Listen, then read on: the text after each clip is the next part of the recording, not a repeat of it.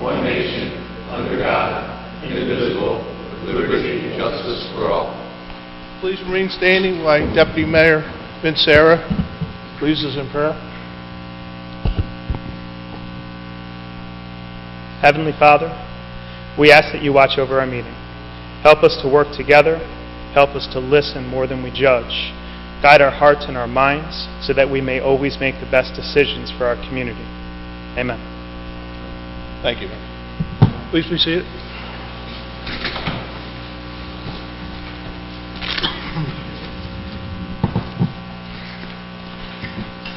As you guys might be aware, well, first, thank you for coming to our February 6th council meeting. You may be aware we were in executive session the last hour. Actually, we took our pictures for the last 15 minutes, but that was pretty good.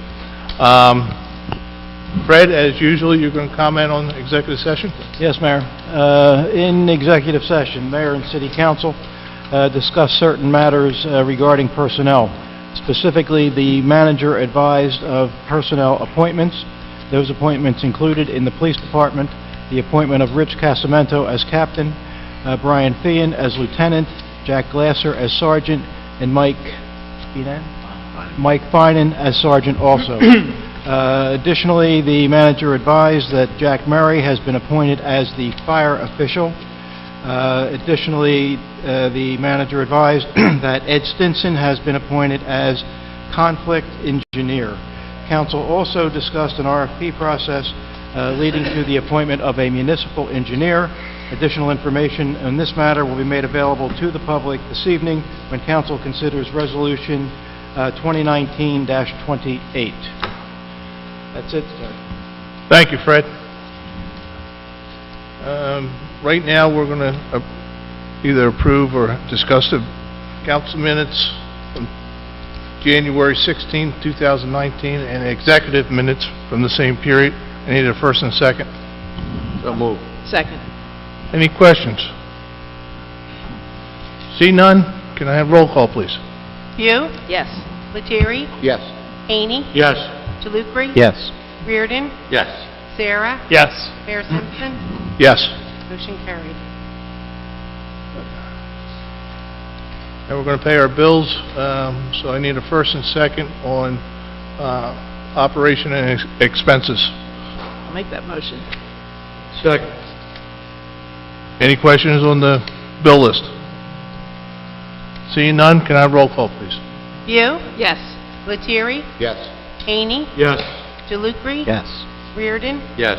Sarah? Yes. Mayor Simpson? Yes. Motion carried. At this time, as a presentation from a young lady, 8th grade student, Rebecca Price, would you like to come up to the microphone and add her mother? Teacher. Okay.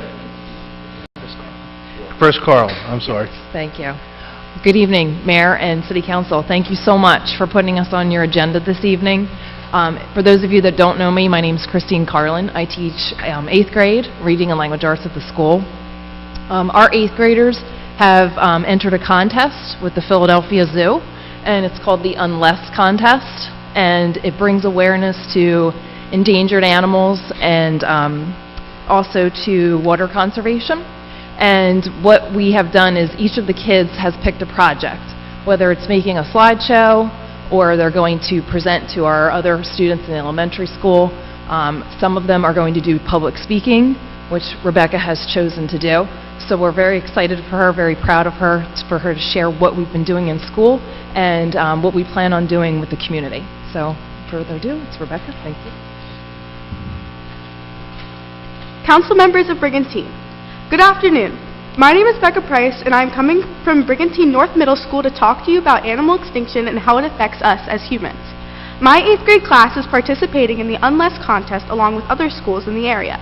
The Unless contest creates awareness that inspires solutions and actions to impact the future of wildlife. The Philadelphia Zoo has worked to address major conservation issues affecting wildlife and inspiring action. The different schools have to choose an endangered animal to study and get a conservation task to research and explain. Our school chose the golden lion tamarin.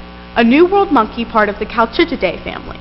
This animal is suffering from endangerment because of habitat loss due to palm oil consumption. At first, probably like some of you, I wondered why I should care about some animal I never heard about going extinct. However, animal extinction affects us a lot more than you would think. Human population depends on plants and animals for much of their food, medicines, clothing, and shelter. Maybe even more important, intact ecosystems perform many vital functions like purifying the air, filtering harmful substances out of water, turning decayed matter into nutrients, preventing erosion and flooding, and moderating climate. It is not known how many species can be eliminated from an ecosystem without its functioning being impaired. While extinction of animal species is part of the natural process of evolution, the expansion of the human species has led to a significant increases in the extinction rate. Because humans share ecosystems with endangered species, our quality of life and our survival is linked to them. Habitat destruction, climate change, resource depletion, and other factors have increased the extinction rate by a factor of 1,000, putting substantial pressure on thousands of the most vulnerable creatures on the planet. Also, humans are more at risk from diseases as biodiversity disappears. According to new research published on December 2nd in Nature magazine, healthy biodiversity is essential to human health. The article suggests that loss of species from an environment could have dangerous consequences for the spread and incidence of infections, including those that affect humans. They speculate that species that are better at buffering disease transmission, for example because they have low rates of reproduction or invest heavily in immunity, tend to die out first when diversity declines, whereas species that have high rates of reproduction or invest less in immunity and thus are more likely to be disease hosts survive for longer. 3 separate investigations found strong links between low bird diversity and increased incidence of West Nile encephalitis in the United States. The golden lion tamarin is currently going extinct from palm oil consumption, which, as I said before, is currently destroying their habitat in the coastal tropical rainforests of Brazil. According to rainforest.org, the EU consumed 7.7 million tons of palm oil in 2017, 61% for energy and 39% for fuel. At 66 million tons annually, palm oil is the most commonly produced vegetable oil. Its low world market price and properties that lend themselves to processed foods have led the food industry to use it in half of all supermarket products. Palm oil can be found in frozen pizzas, biscuits, and margarine, as well as body creams, soaps, makeup, candles, and detergents. Few people realize that almost half of the palm oil imported into the EU is used as biofuel. Since 2009, the mandatory blending of biofuels into motor vehicle fuels has been a major cause of deforestation. Palm oil plantations currently cover more than 27 million hectares of the Earth's surface. Forests and human settlements have been destroyed and replaced by green deserts containing virtually no biodiversity on an area the size of New Zealand. The solution? A revolution on our dinner tables and our fuel tanks. Enjoy a home-cooked meal. Why not try almond coconut pear biscuits or pizza with potato and rosemary? A meal cooked from fresh ingredients beats processed foods containing palm oil every time. Oils such as sunflower, olive, rapeseed, or flaxseed are ideal for cooking and baking. Also, read labels. As of December 2014, labeling regulations require food products to clearly indicate that they contain palm oil. However, in the case of non-food items such as cosmetics and cleaning products, a wide range of chemical names may still be used to hide the use of palm oil. A quick check of your favorite search engine will turn up palm oil-free alternatives, however. In conclusion, my classmates and I are working to bring awareness and get far in the competition, and me coming to talk to you is just one way to do that. Other than this, my other classmates are making slide presentations about animal extinction and water conservation to show to the elementary school students. Also, we are making posters and posting them all over the school. We are going to the Philadelphia Zoo on the 20th to learn more about the golden lion tamarin. Finally, for this project we will be participating in a couple of activities outside of school, and I'd like to invite you to come join us. We will be doing a beach cleanup in March with the Marine Mammal Society, and we will be planting dune grass on the beach with the Public Works and the Brigantine Garden Club. Thank you.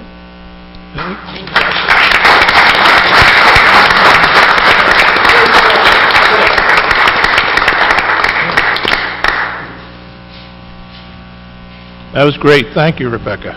That was very interesting. Very, very interesting. And I have to say, first of all, I thought you were Miss Carlin's daughter, which was a mistake, you know? But while you were reading, if you could only see the biggest smile on earth from your dad, I presume, in the back row there, it was, words can't describe it. So your articulation on your subject of animal extinction and future wildlife it was vivid, expressive, eloquently said, and I wish you the best going forward in Philadelphia at the zoo and wherever else you go. Great. I see a future Green Team member. I was going to say, that's probably one of the most impressive presentations I've ever seen up here. Very articulate, very knowledgeable. I mean, you made it interesting. Like, this was incredible. You should be very, very proud.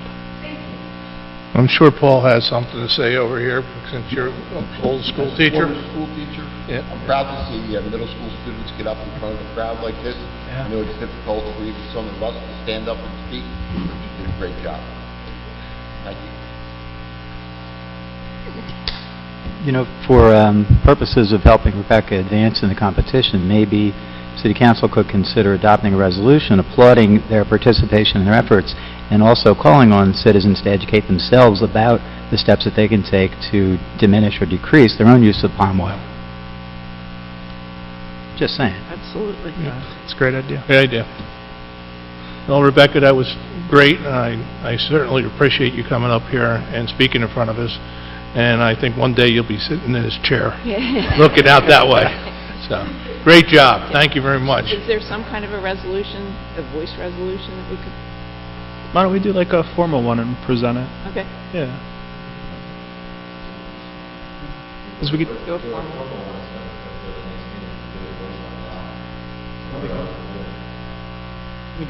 That's fine. Sounds like a plan. Okay. Well, let's do a voice resolution.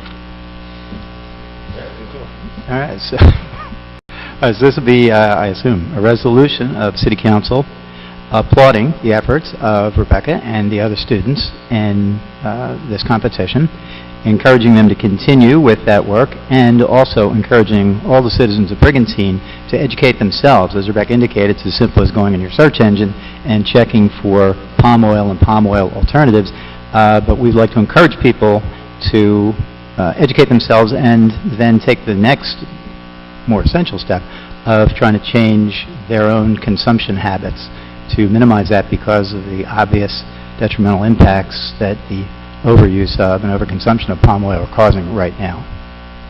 Okay, I need a first and a second. I'll make that motion. I'll second it. All in favor? Aye. There's your resolution. Thank you very much, Rebecca. Great job. Okay.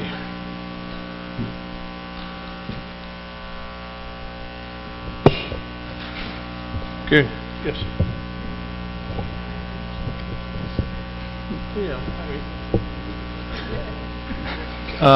Rebecca, and you guys can take off. You won't insult us, you know.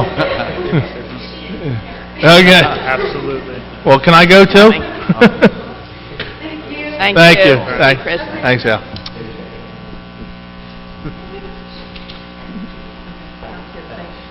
John, you got to stay. Pardon me? You got to stay. We've been emailing back and forth about the dune grass planting. We never met. Okay, great. I'll stay. Okay. Okay, I'm going to open it up to public comment on agenda items only.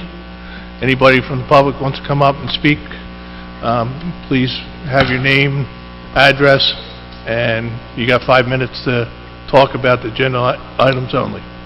Ann?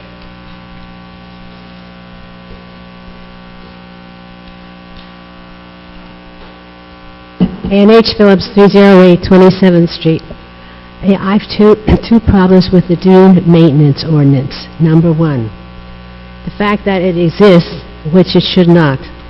The granting of the physical alteration of dunes, which are public property, contiguous to private land by private property owners for the convenience and wish of those private owners, irrespective of any public interest or purpose or a consistent public program of dune maintenance and protection, should not be taking place.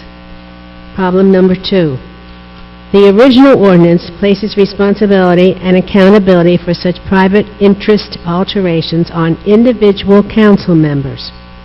If a private property owner is given an advantage over someone else's private property by changes in the public property, for instance, by increasing the ocean view, the public has a right to know who voted for it.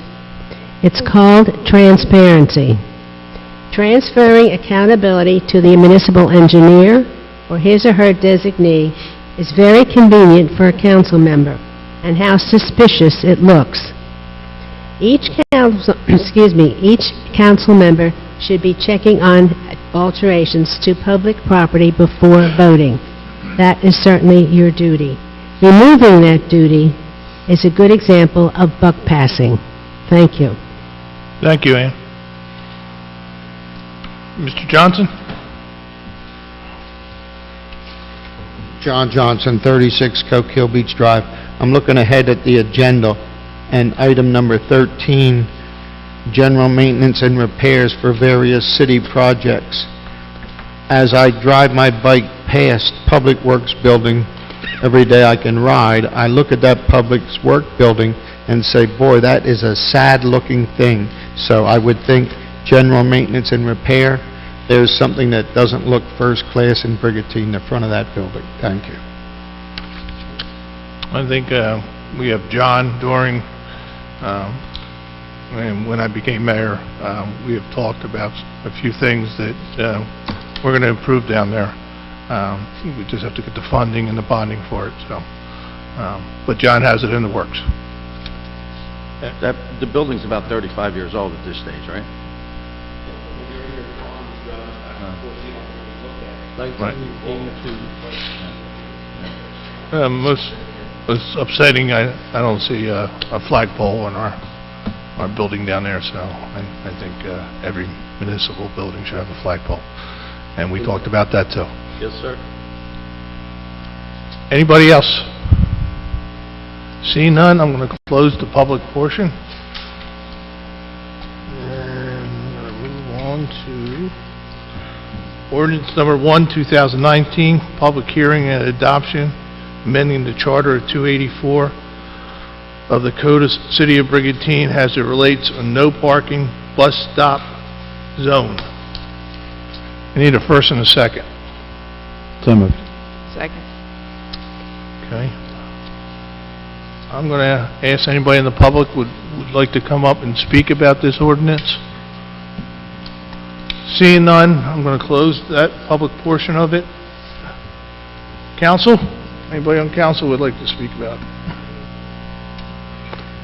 The only thing I like to say is, since it has a no bus stop zone, it seems like we're getting our bus shelters coming in, and I'm very happy about that. And you know, for our patrons that have to use the bus, public transportation, to keep out of the snow and the rain, especially as cold it was last week. So, great job by our transportation department of New Jersey. Can't get the trains running, but we can get the bus stop. Okay, I need roll call, please. You, Yes. Lettieri, Yes. Haney, Yes. DeLucre, Yes. Reardon, Yes. Sarah, Yes. Mayor Simpson, Yes. motion carried. Ordinance number 2, 2019, introductory amendments of due maintenance. I need a first and second. I'll make that motion. I'll second it. Okay, any discussion? I know Ann just talked about that, but any discussion from the public would like to come up? Okay, close, seeing none, I'm going to close that portion of it and have discussion with council. I'll start it off. This may surprise you. This ordinance is idiotic to begin with, but the one saving grace that we had in the way we have structured this was that, at a minimum, each application would have to come before us for consideration. Hasn't been time-consuming, hasn't been onerous, hasn't been a problem, but I guess it makes some people feel uncomfortable to have discussion, and maybe it's only Ann Phillips and myself that have this discussion, but the questions that I raise each time, and the questions that she has raised, are valid questions. They've never been answered. They're valid concerns. So I just want to tell the public that this is the next to last time you'll have an opportunity. Last time will be on the adoption of this ordinance, probably at our next meeting, to hear again from me about why this is a pointless ordinance at best, but an opportunity for others on council to finally maybe express what it is that benefits the public from this. What I would encourage people to do, once these no longer are coming before council, so there will be no formal discussion and no formal advice to people that applications have been made and where they've been made, the application packages are public documents. They can and should be reviewed by anyone who is interested in protecting our dunes. And the sites are obviously public sites and can be viewed in almost every case without trespassing on anyone's private property, either from the beach access paths or from the streets. And I encourage people to get down and look at these locations where the quote-unquote maintenance has taken place and tell me how the environment has benefited from this in any way, shape, or form. Tell me how an ecosystem where you have whatever type of trees or bayberry or other bushes that have branches and in season have leaves or needles and can be home to nesting birds or a resting place for birds, or can provide shelter or other protection or sustenance for other animals in our dune ecosystem. Tell me how that is improved when we lop off the top of these bushes or trees and have just a flat stump standing up. The answer is, obviously, it doesn't benefit. There's no public benefit, never will be a public benefit. There is a private benefit, and we, in creating this system, have exalted that private benefit not only above the public benefit, but have completely supplanted the public interest in the public benefit. So, next to last time, but once they stop coming before council, feel free to make Open Public Records Act requests, come down and view the files, go down and look at the sites, and judge for yourself how wise this program is. Okay, anybody else? Yeah, I'll add a couple comments in. This has been a process that I've been tracking and working on for a while. I think one of the mischaracterizations about this is we heard people talk about how this is alteration to the dunes. It's actually not. The ordinance prohibits that. What it is actually dune vegetation maintenance, and it's something that is permitted by the DEP. Back in November, we had Stu Farrell, who's the executive director of the Stockton Coastal Research. He came here and he testified before council and answered questions. One of the things he specifically said is that our dune vegetation maintenance process was in line with DEP regulations. This dune vegetation maintenance permit is something that has been in practice here in Brigantine for about 35 years now. So it's nothing new. One of the things when we've amended and changed this is actually to make it stricter and to make sure that the process is better. One of the things that's very important to this is that the contractor who does the vegetation maintenance has to be a specialist and a licensed arborist in the state of New Jersey. There's very specific guidelines that have to be followed according to the DEP, and one of those is that you cannot disturb or create issues for any of the animals or creatures that live or seek refuge in the dunes. If there's damage to the dunes themselves, the owner of the property and the person who is applying for the permit actually has to pay to repair that damage. So it's something that we've really taken a lot of great lengths in making sure that we're protecting. And I go back to, I've had meetings with the DEP and with the Army Corps of Engineers. When you talk about the strength of our dune system, they literally use Brigantine as the example of how strong dunes should be, of the perfect set of dunes. One of the things we're very concerned with is the Japanese black pine. This is an invasive species that's not native to our island or native to the barrier islands. These are things that can grow anywhere to 12 to 15 foot. The problem with the Japanese pine is that they choke out the other vegetation that's there. If the pines are not kept in check, and it chokes out the vegetation, this takes away the strength of the dunes. So one of the public benefits to the island is making sure that we keep that population under control. One of the things the DEP is very clear about is you can't remove the roots. You can stump the trees and cut them down, but the roots have to stay in place because the roots themselves will help protect and keep the dunes strong. So, you talk about the public good. The public good of this is making sure that we maintain the healthy, strong dunes that we have. One of the things I want to add is, and I've made this a personal thing, is that I really trust our departments. I trust our workers. I trust our department heads. I'm not someone who likes to micromanage people. If there's an issue, there's definitely something that we can go back and revisit, but I don't think that it's a good practice to micromanage the day-to-day operations of our employees. If there's a question, obviously, as Rick said, this is all public record. Anybody can look, anybody can ask, as can we as council members. Thank you, Vince. One question I would ask our fire chief over there, since we just had that disaster out there in California with the fires out there with the underbrush catching on fire. I know right now we're kind of wet outside and everything, but you've lived on the island all your life and everything. You see how dry we can get.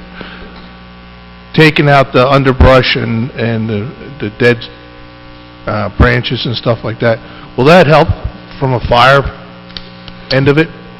Well, obviously, if you remove some of the fuel load that's down there, then yes, that would help reduce the risk. If there is a fire that started, the higher the trees are and the more brush that's there, obviously the fire would be larger, yes. Right. There is potential for that. And in this program that we put in place that we have, you're not allowed to cut down a bayberry under 8 foot tall. That's a pretty big bayberry. It is. And there is a, most of you know, obviously, my second life in the Air Force Reserve. I fly over here all the time shooting into Atlantic City, and I've looked out the window of the plane, and there's a lot of bayberries and a lot of brush down there. So it's a huge fire risk down there. And we've talked with the New Jersey Fire Service before. If we ever got something down there and it took off, we just would try to protect the homes, and we would call the New Jersey Forest Fire Service in to assist us with that, because we wouldn't be able to handle something that big down there. So cleaning out that underbrush and everything, and it's good, public good. From a fire standpoint, yes, it's beneficial. Okay. Thanks, Chief. Any other comments or questions? Seeing none, can I have roll call, please? View, Yes. Lettieri, Yes. Haney, I reside in this contiguous area that this permitting process pertains to, so at some point in the future, I might be involved in that permitting process. So for those reasons, I abstain. DeLucre, No. Reardon, With the advice of Dr. Stuart Farrell, the founder and director of the Coastal Research Center of Stockton College, and what Vince was talking about, DEP, and the fact, I don't understand why Mrs. Phillips and Rick, you're on council for 10 years, and now you're bringing it up now. You could have brought it up 10 years ago. It was such a problem back then. But all that being said, I vote yes. Sarah, Yes. Mayor Simpson, Yes. motion carried. Thank you. Okay, Resolution 2019/28, award contract municipal engineer. Jim, you want to talk a little bit about this process you went through? Sure. Thank you, Mayor.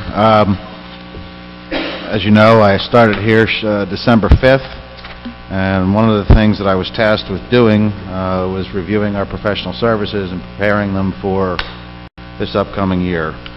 I found, to be polite, several deficiencies in the engineering firms that we had used, some issues that had come up with projects, delays, cost overruns, litigation, and I recommended at that time to the mayor that we pursue the option of bringing on a municipal engineer, either in a full-time, part-time position, or even as a consultant, but with regular hours, somebody we could count on to be here when we need them. rather than somebody being on another island, and beholden to another job. So we progressed to the point where I had an RFP put together by Dennis Kraus, our QPA. I was advertised in the paper. We had responses from 4 companies: Utilities Engineering and Surveying, CME Associates, Remington and Vernick Engineers, and Environmental Resolutions. The last 3 firms we dealt with on a regular basis, and they were part of the reason why I came to the conclusion that I did and spoke to the mayor. We got the responses back in the required time. I reviewed them along with the QPA and my assistant. We evaluated them all, and I recommended to council this morning, or this afternoon, that we award the contract to Utilities Engineering and Surveying. Their price structure is much better than anything else that we've seen. The principal in Utilities Engineering and Surveying is Matt Duran. He is a well-known entity around the island. I trust his opinion greatly. I don't think there's anybody on this island other than maybe Mr. Powell who know this island's infrastructure inside and out. Matt has been here when we needed him since the time I've been here, and I just can't think of anybody better, forgetting the cost factor, to recommend for this position. So I stand by my recommendation. Thank you, Jim. Yes, sir. Council comments? I guess I'll go first again, or maybe last. Jim, you mentioned the process, and I'm going to repeat some of the comments I made in the executive session about process, specifically as it impacted me. I've been the only voice over the past year from council saying that we need to look at getting a full-time in-house engineer. Now, in-house could mean an employee, or it could mean somebody who's there by contract, but it was clear to me from the beginning that the system that was created when Ed went over to Ventnor didn't make sense, and in practice now we see really didn't work, because he's got a full-time job with 2 full-time positions in Ventnor. It did not let him participate in and oversee the engineering projects that we have going on and undertake the other duties that the municipal engineer has to do, and still do that, within the confines of the little bit of time he had left from Ventnor. So, when I talked about getting a full-time engineer, or it could be a part-time, doesn't have to be somebody who's here 35 hours a week, if the workload warranted, could be 15, 20 hours, whatever. But that was an idea that got 0 traction. No one talked about it. And as we came into tonight's meeting, there had been no discussion by council, either in the executive session or out here, about moving forward with that. Yet, on today's agenda, I see that there apparently has been a process that's been going on for the better part of 2 months, if not longer, dating back to probably just after Jim was named as the city manager, where we prepared, someone had made a decision on behalf of council that as a matter of policy, we would have a contracted municipal engineer to replace Ed, who presently serves in that role. And we had an RFP, and we had an entire process and review of RFPs, and the first I hear of it and the first I see of it is on the agenda, where it's presented as a done deal for a vote, yes or no. It would have been nice, to follow maybe the requirements that council act as a body, and that individual members of council not direct the activity of the manager or other members, unless it is something that's done with the knowledge and participation and support of at least a majority of the rest of council. But it comes to us, to me, certainly, as a done deal. I don't know who else knew what they knew and when they knew it, but...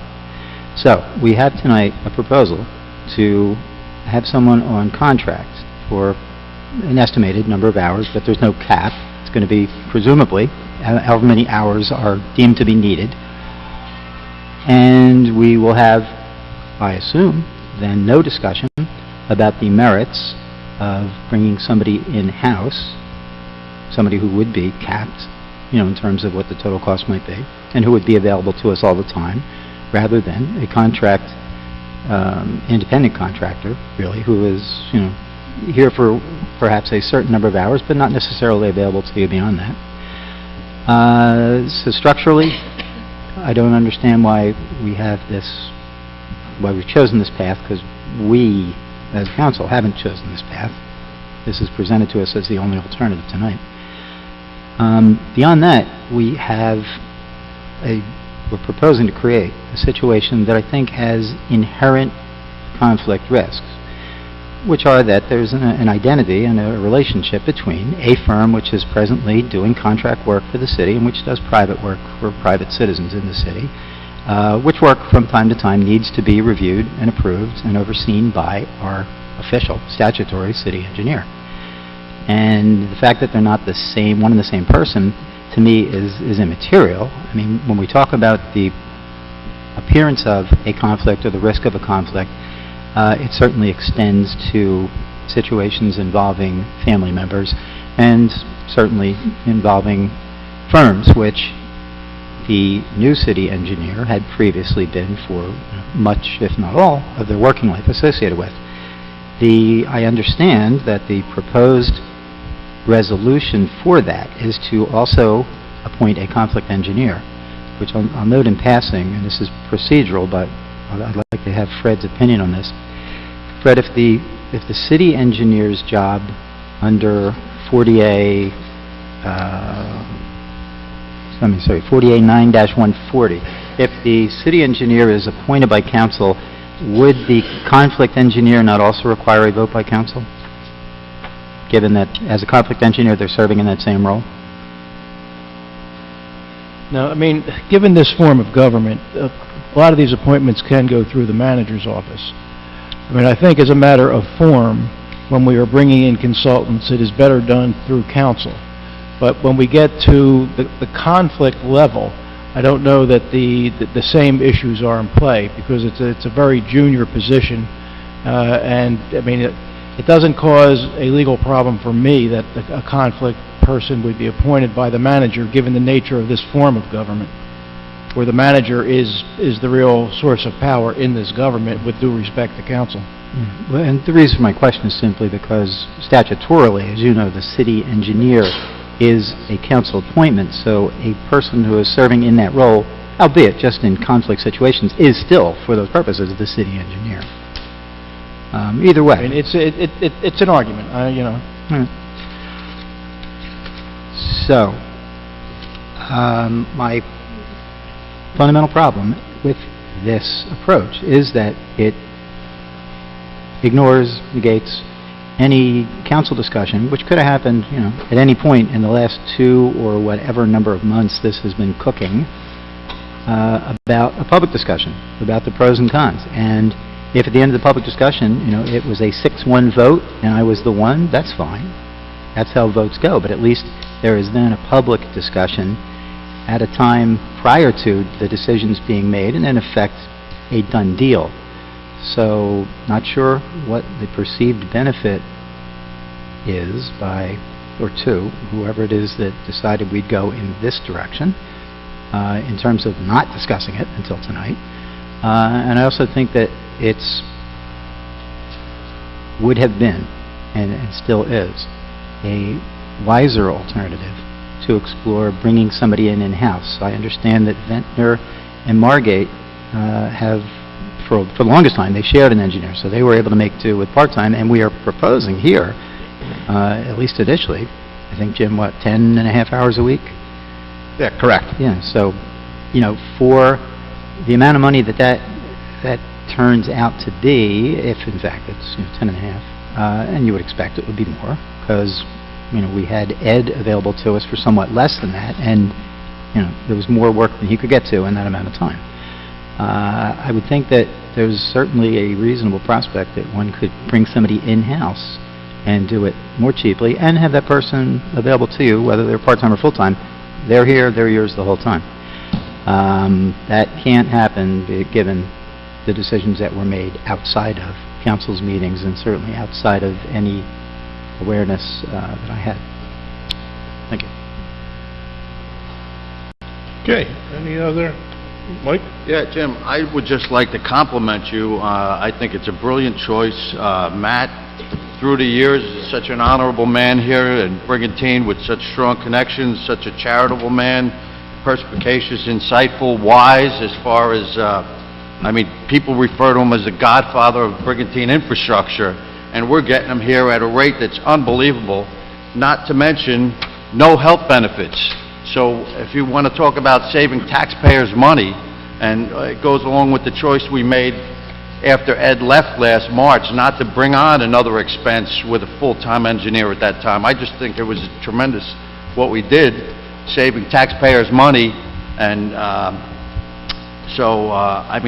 if people don't realize how long Matt's been around, we talked earlier about the Public Works building. Matt was involved in the design and the engineering of that building, and it stood the test of time. It's over 35 years old. He's probably been involved in every sewer and water main in the city. The seawall, he was involved with the seawall in the design engineering of the seawall, which was, how much was that? Over $1 million. I mean, it was $570,000 to fix after Sandy in 2014. So thank you, Matt, for that.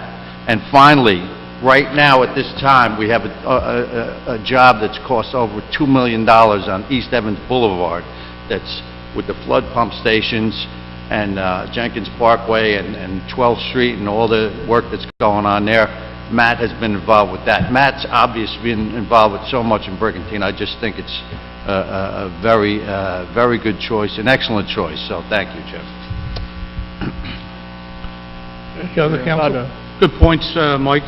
I'd just like to add that according to Title 40, as it was noted before, it is the municipality's governing body. It is their responsibility to appoint the engineer. And as far as fixing his compensation, that can be done on an annual salary, a fixed fee, or at an hourly rate, as we have done here. So everything is valid, everything is fine, and everything is on the up and up. Thank you. Vince? Thanks, Dennis. Actually, one of the things I want to bring up, too, is that I know Rick has kind of talked about this before, about the need of having a full-time engineer, someone who's specifically dedicated to us. I looked at the process we had before with having somebody part-time in a shared service, and it just didn't work. I know that Mr. Stinson was available anytime that I had questions or there was projects where we needed to know what was going on. But I think that really, in order for us to continue this success and keep Brigantine moving forward, we need somebody who is fully dedicated to Brigantine. You look at the rates. The rates that are coming in are about half the price of everybody else's. You know, so when you just look at this, and honestly, when we got this, the bid package and the recommendations, it didn't have names. It just had companies. You know, and that's one of the things too. And we also look at the scoring. The scoring came in really well. I learned actually earlier this week that the bid that we were going to go with was actually Matt. I've looked at the work that he's done since I've been on council. It's been outstanding. You know, I'm very impressed with the quality of work, his responsiveness. You know, and same thing, I know if I ever have a question and Ed wasn't available, I could reach out, and he always made himself available. And I think that's something that's very important for any governing body, is to be able to communicate and get real-time information when we're trying to make decisions. You know, you look at the projects that are going on. It's millions of dollars. It's your money, the taxpayers' money. And we want to make sure that that is spent the best way possible. And I think that Matt really brings in, one, the experience of the infrastructure, and two, the quality of work that all of our citizens here in Brigantine deserves. And I think that's something very important to know. Thank you, Vince. I think this has been a long process for you, a good process. I like the rubric you used in narrowing down your recommendation, and I feel confident that Matt and his company will serve Brigantine very well. Well, I was just going to say the term used by Councilman DeLuca before is at the direction of someone else, but this is at your direction, right, Jim? I went to the mayor, yes. I approached the mayor with this and told him, you know, my feelings. Again, As Councilman Sarah said, this is not a knock on Ed Stinson. His work is unassailable. I just felt that we needed somebody here, somebody that we could count on, somebody that wasn't beholden to another town, and this was their secondary. As has been said many times, Ed bent over backwards for us to try and get things done, but the fact of the matter is, there's only so much time and so much Ed.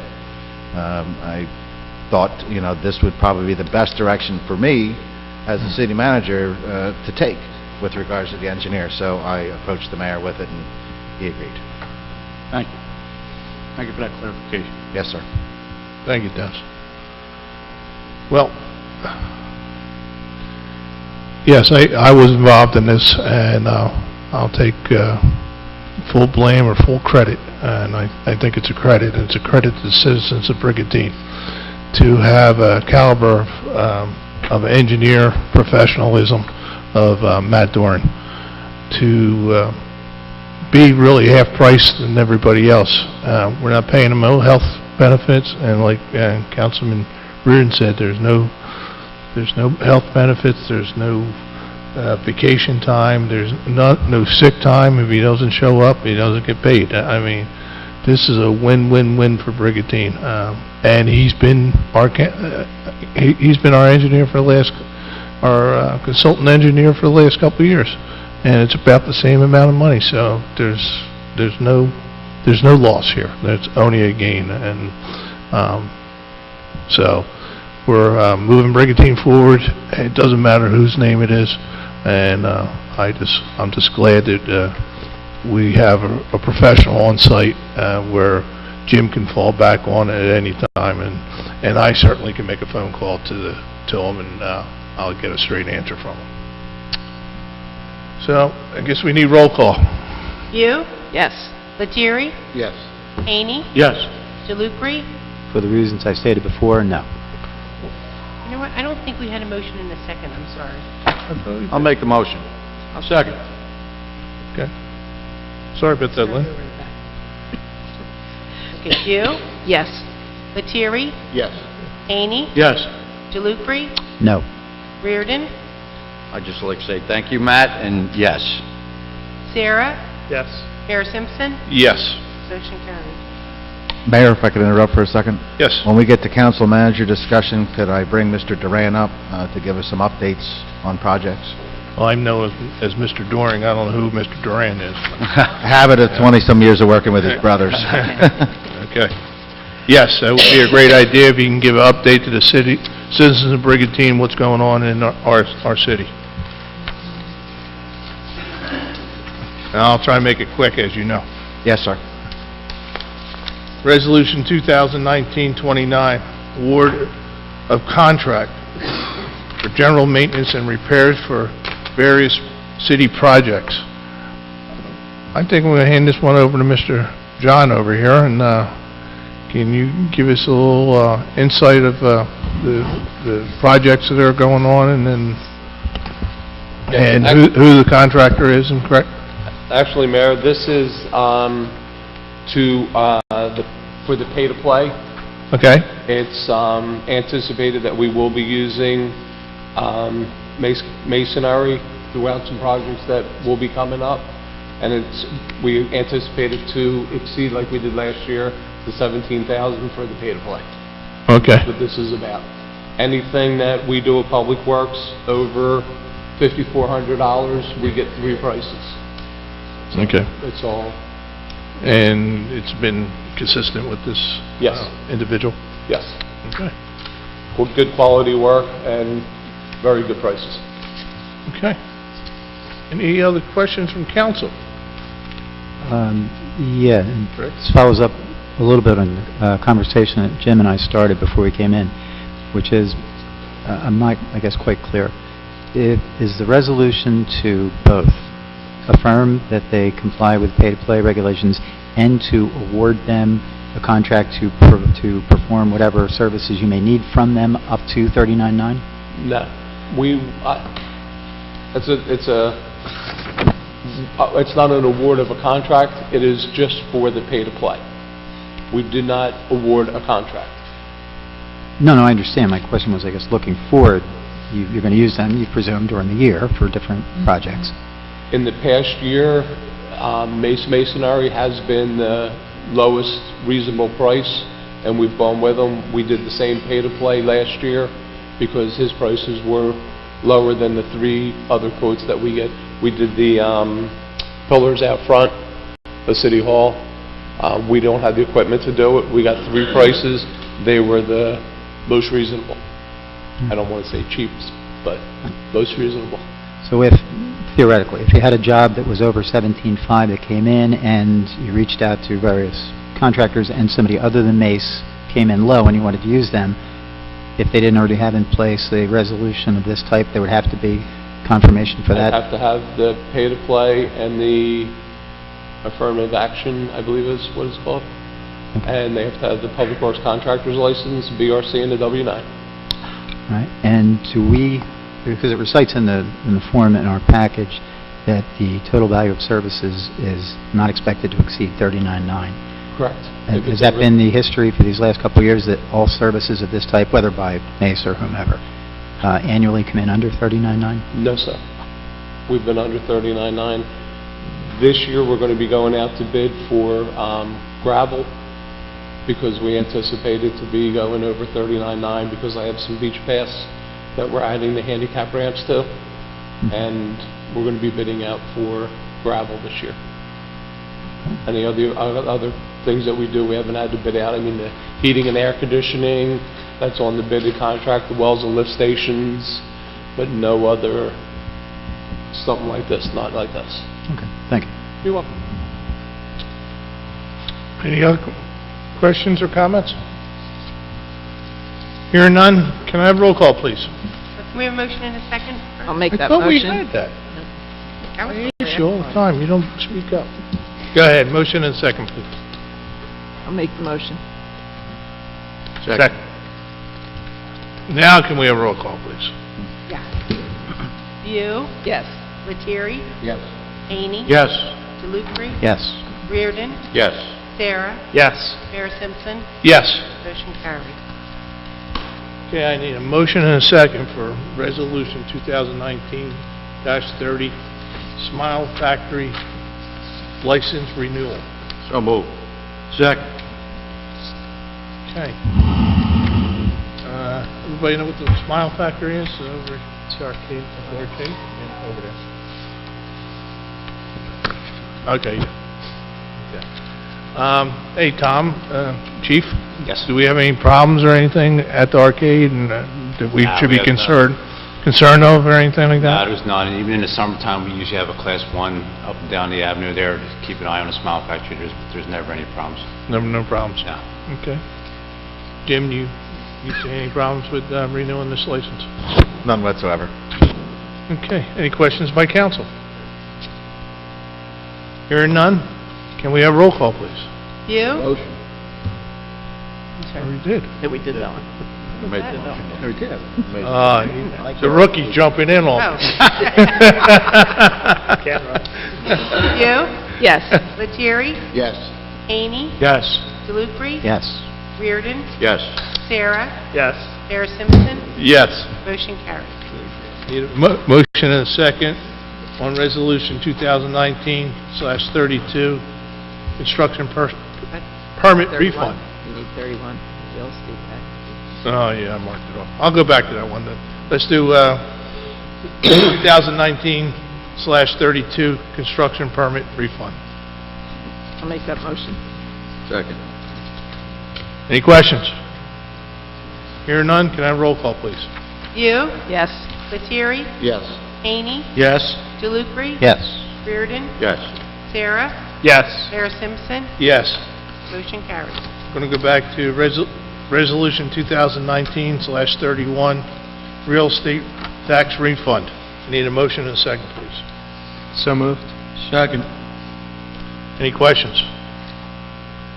Hearing none, can I have roll call, please? View, Yes. Lettieri, Yes. Haney, Yes. DeLucre, Yes. Reardon, Yes. Sarah, Yes. Mayor Simpson, Yes. motion carried. Jim, we're going to go in this, it says possibility.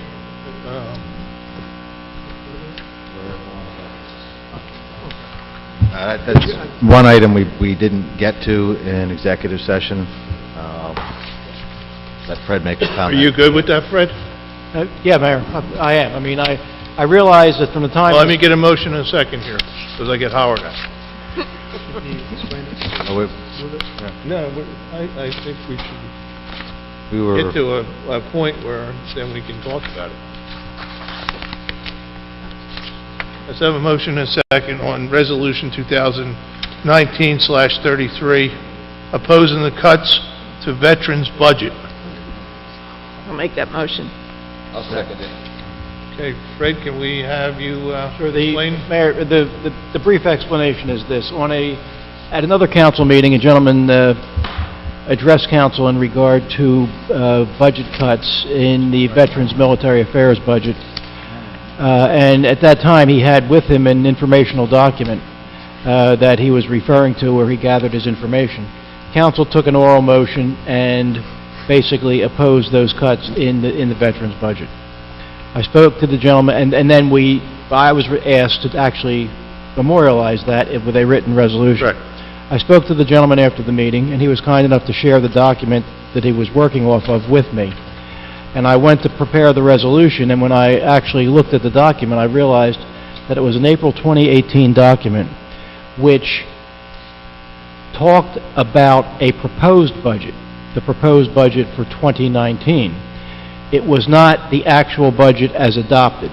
So at that point, we did some research to see if the kinds of cuts that were described in the proposed budget document in April of 2018 were in fact what was adopted by July 1 of 2018 for the fiscal year 19 budget.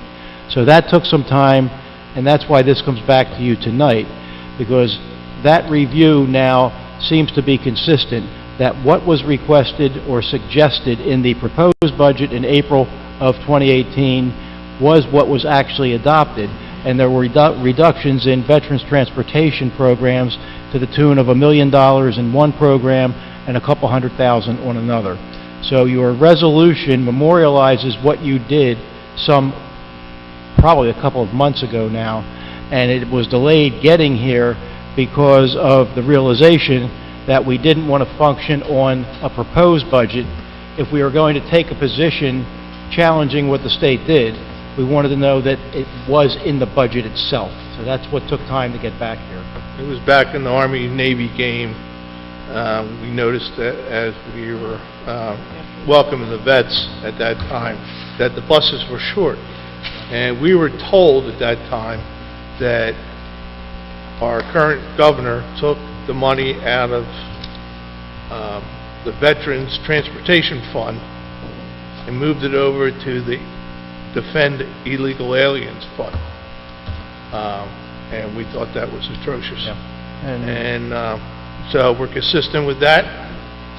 Yes, that is where you are. You are expressing your discomfort with that reduction, and you are urging that reductions of that type not take place in the future, and you are urging that that funding be replaced.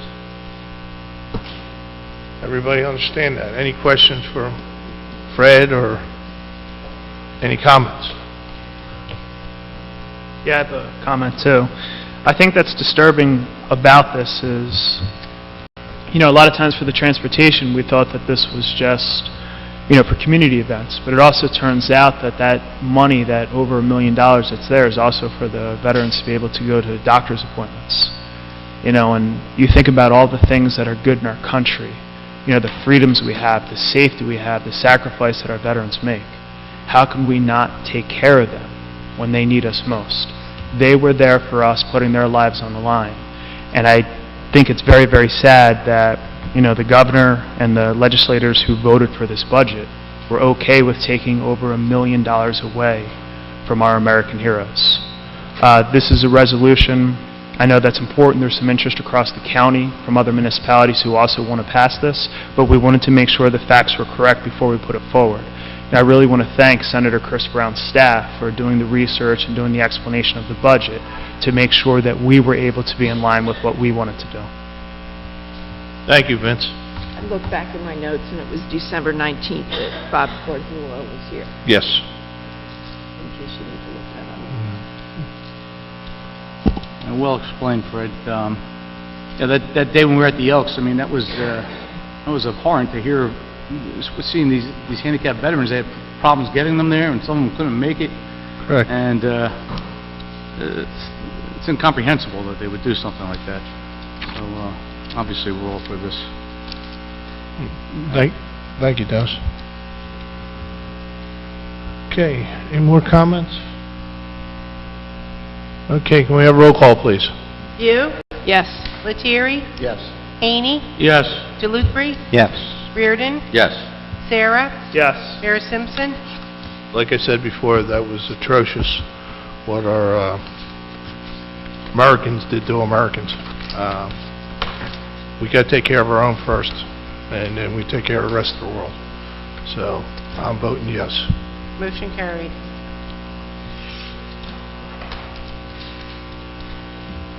Okay. Consent agenda. The Riptide Fishing Derby request. Make that motion. Second? Second. Okay. Anybody have any questions or concerns on? I do. Yes. One of the things we bring up every year is because the beach patrol will start to put lifeguards out at that time, but I think during the beach patrol guarded hours, I know that the 4x4 vehicles wouldn't be permitted on the beaches, at least the covered beaches at those times. Just want to make sure that's still in effect for this year. It will be, yeah. I spoke with Andy. Andy Grossman. We're actually going to be getting him a list of the open beaches. We're going to be giving him a list also of the beach entrances that John's going to upgrade with the mats, and he'll direct his people to stay away from them. Okay. The thought is that we'll use 12th Street South and probably 38th Street, unless we put a handicap mat there, and we'll shift them to Club Drive for their main off and on the beaches. Okay. And I already talked to Kip and let him know that it was coming. He was fine. He said there'd never been a problem. Yep, absolutely. It's always worked out really well. Yes. Any other questions from council? Seeing none, can I have roll call, please? You? Yes. Lettieri? Yes. Haney? Yes. DeLucre? Yes. Reardon? Yes. Sarah? One thing I want to add, too, is this tournament has actually donated over $31,000 to local charities. I think that's important for people to know. So, yes. Mayor Simpson? That's fantastic. Thanks, Vince, for that information on that. And thanks, Andy Grossman. And yes for me. Motion carried. Mr. Doran, would you come up and give us the city's oversight of what's going on with our construction?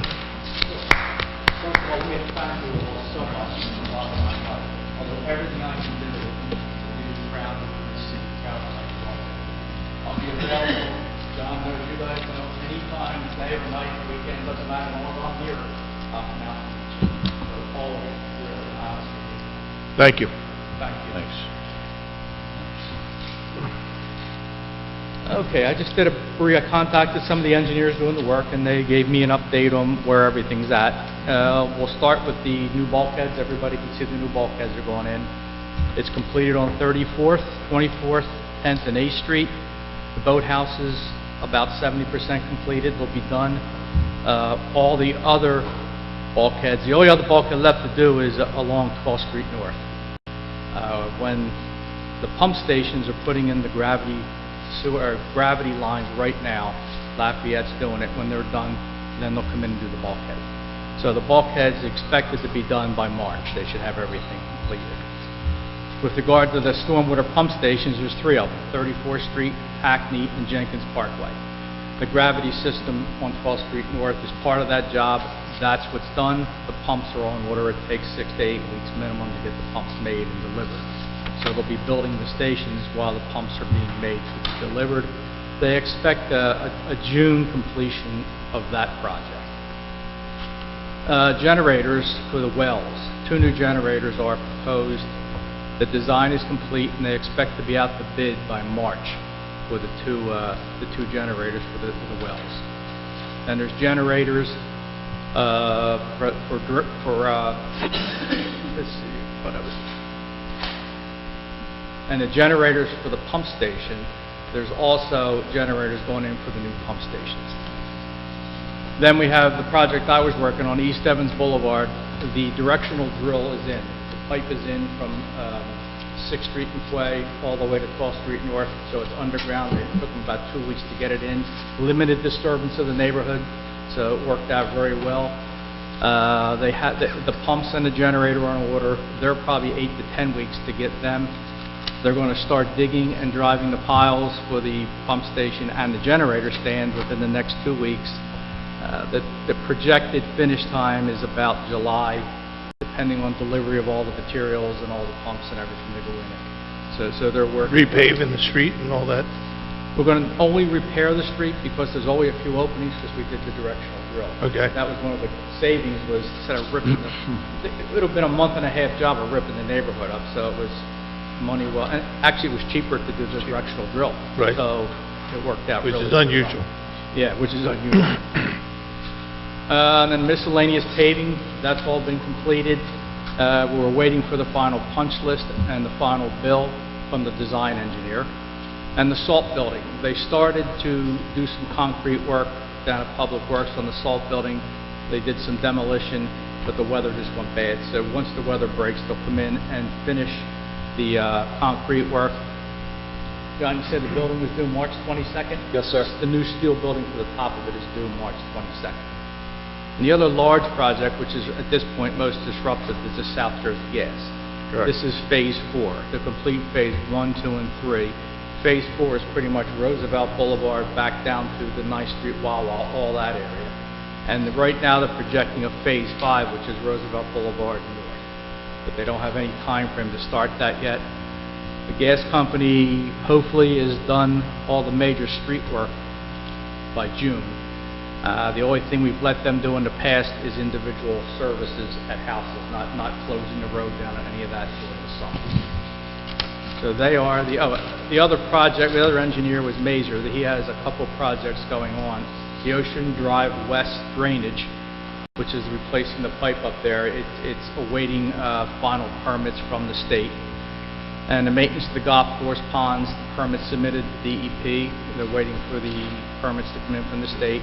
And the city dock dredging, redoing that, the bulkhead, and the 14th Street bulkhead. That design is ongoing. So that's the projects that I know about. So if you have any questions, I'll do the best to answer them. Probably the roof over the firehouse that we've been taking a while for. Maybe John can give us an update on that. The roof over the firehouse, part of the police department, and Public Works is 90% done. They're hoping to be completed by Monday or Tuesday of next week. How long did it take to get the engineer work done for that? Long time. I know what the answer is, 2 years. No, it's 3 or 4. 3 or 4 years to do engineering work for a roof. So, that's why when Mr. Bennett asked me, and I said, we need somebody. And, good, thank you. Any questions for our city engineer? Well, thank you very much, man. I know you don't have to stick around or anything, but I appreciate you being here. I'll wait. Would you please, because I do have some comments coming up. You might answer there. So. Jimmy, you have any? No, Mayor. Just one update, something small, but I wanted to let people know there's a street light on Saracen. It kept actually cycling on and off all night. It's been reported to Atlantic City Electric. They told me that they'll send somebody out within the next 15 days to get it fixed, so just so people know it's being worked on.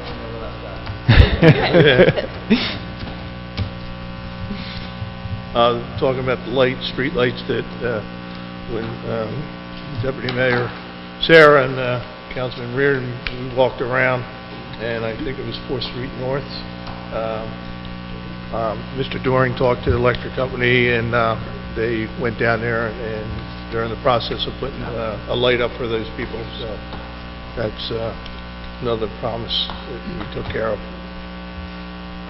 And hopefully within a month or so, depends on the weather and depends on their workload, we can get that street light in there for them. Yes, sir.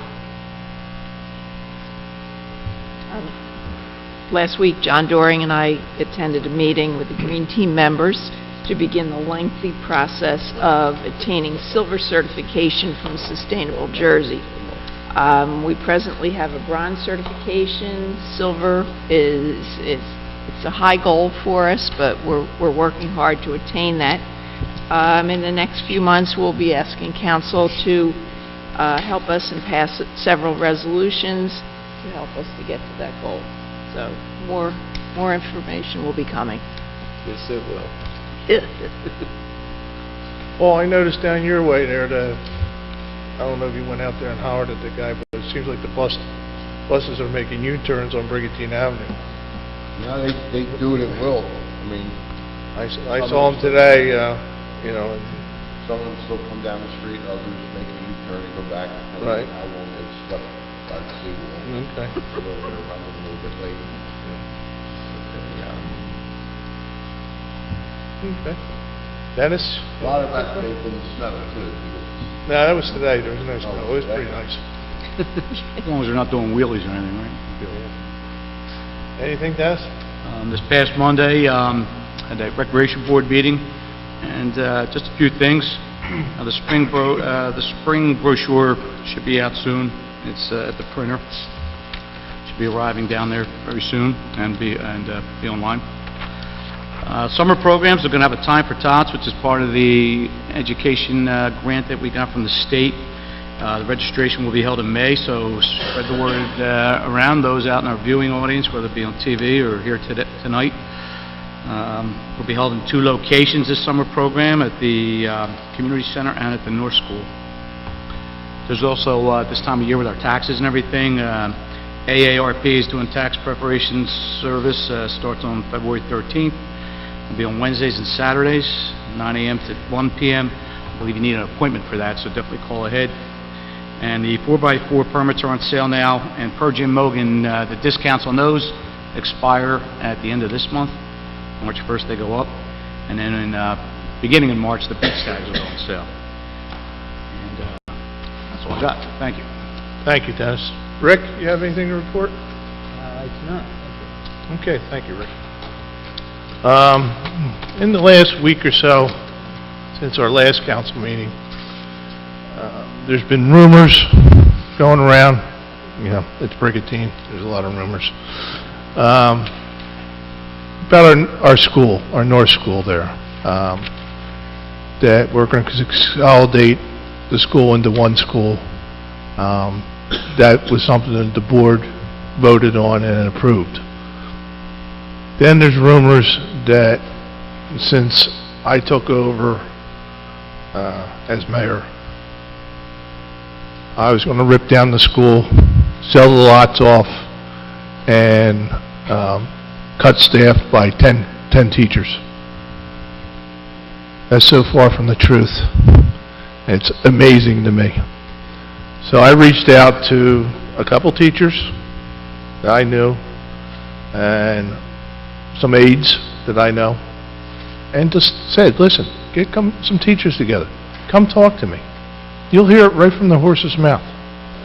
You know, when our school population drops under 500, we have to do something.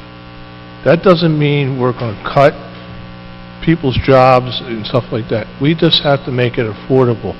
We want the best education for our kids. Those kids didn't vote for me, any of them. You know, they're not old enough to vote for me, but they're the most important thing down there.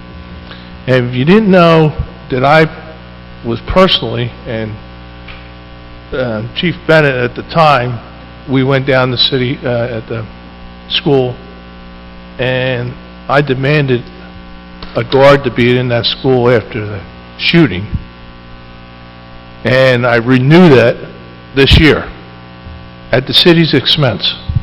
So I'm not all about cutting. Yeah, I do like to, you know, keep a good budget and everything, but not at other people's expense. We did it here in Brigantine with our employees and restructured their contracts, not the old employees. They negotiated in fair times that they got their contract, and there's nobody on this council should take that away from them. I sat here for 6 years, fixed the problem coming through the door, and we did that with help from Councilman Sarah, Karen Bew, Dennis, and Mike now. And hopefully along with Paul and Rick will jump on board also. I think the problem is no communications. I'm an open book. I will not bite you. I will not holler at you. I just want to be treated with respect, just like I'll treat you with respect. But come with some solutions. Don't just come and want to bitch at me, you know, because of the rumors you hear. The rumors to sell off city property, this body up here has to sell it off. School board can't sell it off. Teachers can't sell it off. Superintendents can't sell it off. It has to come in front of this board. And so they're looking. Mr. Doring's on the board now. They're looking at ways to cut. So I need information. There's nothing in the plans on ripping down the school. That's just one of the options. I'm sure the engineers will come up with, not the engineers, I'm sorry, the architects will come up with, but it's nothing is set in stone. I am telling you right now, I am not in favor of selling school property because it cycles back 20 years from now, and we need that property, and we'd have to buy it back again. But I'm going to look. If it makes sense to rip down the old school from 1961 and put a park out there, that might be something. I don't know if it saves us money. But the most important thing are the kids. I am not going to put 40 kids in the classroom. I'm not going to demand that. We've got a great superintendent down there. And yes, I put the school board together. I will talk with them. I asked Mr. Doring today to go out and get a research team together to give me some ideas how we can structure our schools in a fair and honest way with our students. The most important things are the kids. It's not the almighty dollar down there. It's the kids. So, with that, I'm an open book. Anybody's fear of their losing their job or anything like that, call me. Because right now, that is not on the table. So, reach out to me. I'll sit down. I'll come to your house. You come to my house. Come to the school. Come to City Hall. Wherever you want to go. I'll buy you dinner. We'll talk. And I'm up for dinner. A simp. I got 2 bites. So, again, I'm a pretty straight shooter. I won't lie to you. And, you know, but if you come with solutions, we can put it all together. We can sit down and talk, too. So, put the rumors to bed. I did talk to your union rep today, Amy Seaman. We're getting together with some teachers. After they talk to the superintendent, they're going to have a roundtable discussion, and they're going to reach out to me, and we'll get together and we'll talk and see where this goes. So please, put your head on the pillow tonight. Everything's fine. The sky's not falling. So, and again, if you want to reach out to me personally, there's some signs around this town with my phone number on there, and they certainly can call City Hall, and Ryan Hurst will get a hold of me, and I will get a hold of you. So I just want to put that to bed. Thank you very much on that.